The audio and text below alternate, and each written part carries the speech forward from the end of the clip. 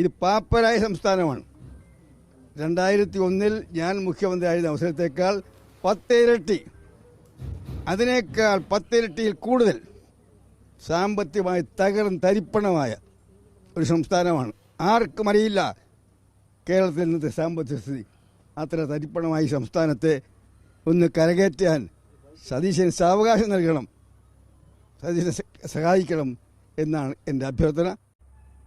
AK ബാലൻ പറയുന്നത് 4000 കോടി അവിടെ കിടപ്പുണ്ടെന്ന്. പക്ഷേ അപ്പൂപ്പൻ പറയാണ് ഖജനാവ് കാലിയാണെന്ന്.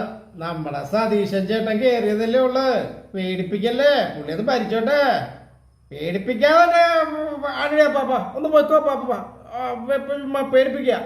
4000 കോടി അവിടെ കിടപ്പുണ്ട്, എന്നിട്ട് പേടിപ്പിക്ക. ഇത് പാപ്പരായ സംസ്ഥാനമാണ്. 2001 ഞാൻ മുഖ്യമന്ത്രിയായിരുന്ന അവസരത്തേക്കാൾ 10 ഇരട്ടി, അതിനേക്കാൾ 10 ഇരട്ടിയിൽ കൂടുതൽ സാമ്പത്തികമായി തരിപ്പണമായ ഒരു സംസ്ഥാനമാണ്. ആർക്കും അറിയില്ല കേരളത്തിൽ ഇന്നത്തെ സാമ്പത്തിക സ്ഥിതി. അത്ര തരിപ്പണമായി സംസ്ഥാനത്തെ ഒന്ന് കരകയറ്റാൻ സതീശന് സാവകാശം നൽകണം, സതീശനെ സഹായിക്കണം എന്നാണ് എൻ്റെ അഭ്യർത്ഥന. AK ബാലൻ പറയുന്നത് 4000 കോടി അവിടെ കിടപ്പുണ്ടെന്ന്. പക്ഷേ അപ്പൂപ്പൻ പറയാണ് ഖജനാവ് കാലിയാണെന്ന്. നമ്മുടെ സതീശൻ ചേട്ടൻ കയറിയതല്ലേ ഉള്ളു, പേടിപ്പിക്കല്ലേ. പുള്ളി അത് ഭരിച്ചോട്ടെ, പേടിപ്പിക്കാതെ പാപ്പ ഒന്ന് പോയിക്കോ പാപ്പ, പേടിപ്പിക്ക.